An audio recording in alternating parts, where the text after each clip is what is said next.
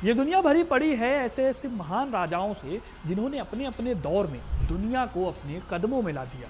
इन राजाओं को हरा पाना किसी के बस की बात नहीं थी, लेकिन ऐसे लाखों राजाओं की लिस्ट में बेहद कम ऐसे राजा हुए जिन्होंने न सिर्फ जंगों को जीता बल्कि कई दूसरे बड़े काम भी किए। और यही वजह है कि ये राजा इतिहास में हमेशा के लिए अमर हो गए। आज मैं आपको दुनिया के ऐसे ही 10 सबसे महान राजाओं के बारे में बताने वाला हूं जिन्होंने दुनिया को बदल कर रख दिया। इसमें कुछ राजा ऐसे हैं जिनकी बदौलत आज दुनिया के महान देश अस्तित्व में हैं, तो कुछ ऐसे भी राजा हैं जिन्होंने एक छोटे से हिस्से से शुरुआत करके दुनिया के सबसे बड़े साम्राज्य को खड़ा किया। इस लिस्ट में भारत के भी कुछ राजा हैं जिनकी बराबरी कर पाना एक जमाने में बेहद मुश्किल था।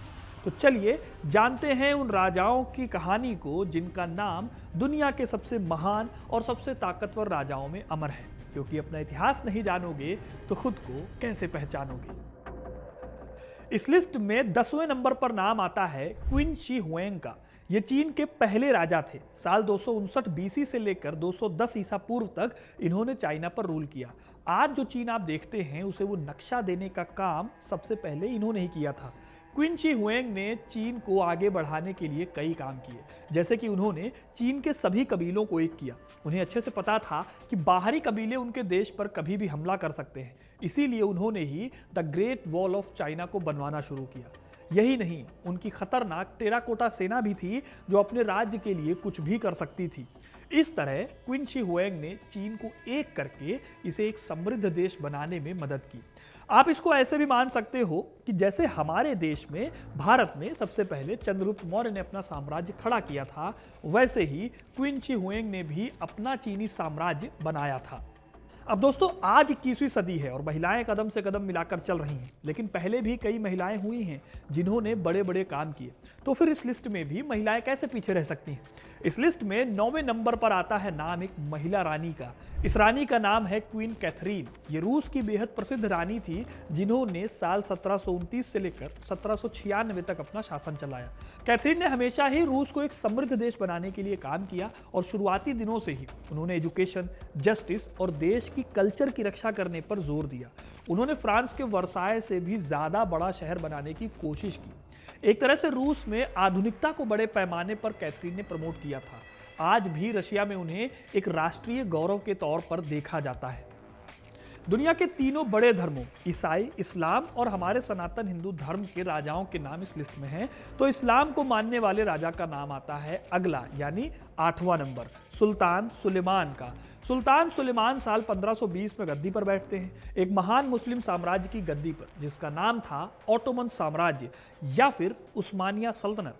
वैसे तो ओटोमन साम्राज्य की स्थापना 1290 में हो गई थी, लेकिन इसे असली पहचान दिलाने का काम किया था सुल्तान सुलेमान ने। उन्होंने ईरान के सफाविदों से लेकर इराक तक को अपने कब्जे में किया। उनकी नौसेना ने सभी उत्तरी अफ्रीकी बंदरगाहों पर कब्जा कर लिया था और कुछ वक्त के लिए ओटोमन बेड़े ने समुद्र पर अपना दबदबा बना लिया था। सुलेमान के शासनकाल के अंत तक ओटोमन साम्राज्य यूरोप, एशिया और अफ्रीका के एक बड़े हिस्से तक फैल गया था। इसके साथ ही इन्होंने ट्रेड और कल्चर को भी बड़े पैमाने पर डेवलप किया था। यही वजह है कि सुलेमान के शासनकाल को गोल्डन पीरियड कहा जाता है। सुलेमान ने कई ऐतिहासिक इमारतों की मरम्मत भी करवाई, जिसमें यरूशलेम में मौजूद डोम ऑफ द रॉक की टाइल की मरम्मत भी शामिल है। अपने पूरे शासनकाल में कई जंगें जीतने वाले सुलेमान आखिर में 1566 में एक जंग में शहीद हो गए थे, लेकिन वो आज भी इस्लाम के सबसे महान राजाओं में से माने जाते हैं। लेकिन दोस्तों, ओटोमन के सुलेमान को अगर कोई टक्कर देता है तो वो शख्स अपने भारत देश में मुगल सत्ता को मजबूत करने वाले महान बादशाह अकबर है। अकबर ने मुगल साम्राज्य को स्थापित करने में बहुत बड़ी भूमिका निभाई थी और देश के बड़े हिस्से पर कब्जा किया। यही नहीं, अकबर ने जंग के साथ साथ दोस्ती का भी हाथ आगे बढ़ाया और मुगल साम्राज्य को नई ऊंचाइयों पर ले गए। इन्होंने इस्लाम ही नहीं, हर धर्म को सम्मान देने की कोशिश की, जिसे सुलह कुल की नीति के नाम से जाना जाता है। अकबर के शासनकाल में मुगलों का राज काबुल तक हो गया था। अकबर को महान इसीलिए माना जाता है क्योंकि उन्होंने सभी धर्मों को बराबरी देने की कोशिश की। वो सभी धर्मों के लोगों को बहस के लिए बुलाते थे और उनकी बातों से सीखते थे, जिसकी बदौलत उन्होंने अपना ही एक नया धर्म शुरू किया। खैर 1605 में अकबर की मृत्यु हो गई जब उसे डिसेंट्री की समस्या हुई। उसने 49 सालों तक मुगल गद्दी को संभाला था और देश के बड़े हिस्से पर मुगलों का शासन लागू कर दिया था। अब दोस्तों बात करते हैं एक ऐसे राजा की जिसके बारे में सब ने इतिहास की किताबों में पढ़ रखा होगा। एक ऐसा राजा जिसने कभी हार मानना नहीं सीखा था और अपने दुश्मन को हराने के लिए जिसने बेहद मुश्किल पर्वत आल्प्स को भी पार कर लिया था। मैं बात कर रहा हूं फ्रांस के राजा नेपोलियन बोनापार्ट की। एक बेहद छोटे पद से अपनी नौकरी शुरू करने वाले नेपोलियन ने जल्दी ही फ्रांस की गद्दी पर कब्जा कर लिया था। एक वक्त पर जनता को लगता था कि नेपोलियन कभी हार नहीं सकता। उसकी जीती जंगें अपने आप में मिसाल होती थी। 1804 में उसने गद्दी संभाली और बड़े पैमाने पर सुधार भी किए, जिसमें कानून को संहिताबद्ध करना इंपॉर्टेंट है। हालांकि 1815 आते आते वाटरलू की लड़ाई में उसकी हार ने उसे पीछे ढकेला तो वो कभी संभल नहीं पाया और 1821 में उसकी मौत हो गई। उसे आज भी बेहतरीन लीडर के तौर पर देखा जाता है और माना जाता है कि वो एक बेहतरीन स्ट्रेटेजिस्ट था। दोस्तों इतिहास में चंगेज खान नाम से एक ऐसा राजा भी हुआ जिसे लोग सिर्फ उसके खूंखारपन की वजह से जानते हैं। हाँ, ये सच है कि चंगेज खान और उसकी सेना ने बेहिसाब तबाही मचाई और नरसंहार किया, लेकिन चंगेज खान को आज भी दुनिया के महानतम सैन्य कमांडरों में से एक माना जाता है। चंगेज खान धार्मिक कट्टर नहीं था, बल्कि सजा देने के लिए क्रूरता का इस्तेमाल करता था। चंगेज खान वो शासक था जिसने मंगोल साम्राज्य के झंडे के तले मंगोलिया के खूंखार जनजातियों को एक किया था। चंगेज खान ने अपनी शक्ति के विस्तार के दौरान न केवल युद्ध किया बल्कि डिप्लोमेसी का भी सहारा लिया। उसने व्यापार मार्गों और सिल्क रोड पर कंट्रोल किया और मंगोल साम्राज्य को एक व्यापारिक शक्ति के रूप में भी उभारा था। आप शायद यकीन नहीं करेंगे दोस्तों, लेकिन चंगेज खान मुसलमान नहीं था और वो धार्मिक सहिष्णु माना जाता था। उसके साम्राज्य में दूसरे धार्मिक समुदायों को अपने धर्म का पालन करने की आज़ादी हुआ करती थी। इस तरह चंगेज खान क्रूरता और उदारता का एक मिक्सचर था। ठीक ऐसा ही एक और राजा था दोस्तों जिसने 100 बीसी के आसपास सत्ता संभाली थी और उसने रोम साम्राज्य को बुलंदियों तक पहुंचाया था। राजा का नाम जूलियस सीजर और सीजर रोम के एक महान सैन्य नेता और जनरल थे। उन्होंने गॉल यानी कि आज का जो फ्रांस है और उसका जो आसपास का एरिया है उसको जीता था और रोम के साम्राज्य के विस्तार में बहुत बड़ी भूमिका निभाई थी। आज भी उनकी स्ट्रेटजीज की तारीफ इतिहासकार किया करते हैं। हालांकि 44 ईसा पूर्व में उनके ही साथियों ने उन्हें मार डाला था क्योंकि उन्हें लगा कि सीजर तानाशाह हो गए हैं। मशहूर लेखक शेक्सपियर के लिखे नाटक जूलियस सीजर को आज भी जिंदा किए हुए हैं और रोम में आज भी सीजर को एक महान शासक की संज्ञा दी जाती है। खैर, लिस्ट में अगला नाम है उस महिला का जिसने पूरी दुनिया पर अपना कब्जा जमाया। इसमें आज के सबसे ताकतवर देश भी शामिल हैं, जैसे कि अमेरिका, ऑस्ट्रेलिया, भारत और चीन। इस रानी का नाम है क्वीन विक्टोरिया। ये वो रानी थी जिन्होंने ब्रिटिश साम्राज्य को पूरी दुनिया में फैलाया। बेहद छोटा सा देश है इंग्लैंड और इनके शासनकाल में ये अच्छे से फला फूला। 1837 में रानी बनने वाली क्वीन विक्टोरिया ने भारत, अफ्रीका और दूसरे कई देशों में अपना विस्तार कर लिया था। इन्हीं के टाइम पर कहा जाता था कि ब्रिटिश साम्राज्य का सूरज कभी भी अस्त नहीं हो सकता।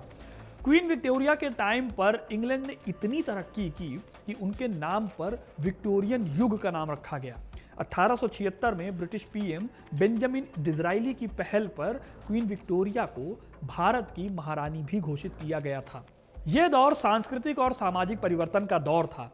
इस समय औद्योगिक क्रांति, वैज्ञानिक प्रगति और साहित्यिक कलात्मक गतिविधियों में उन्नति देखी गई।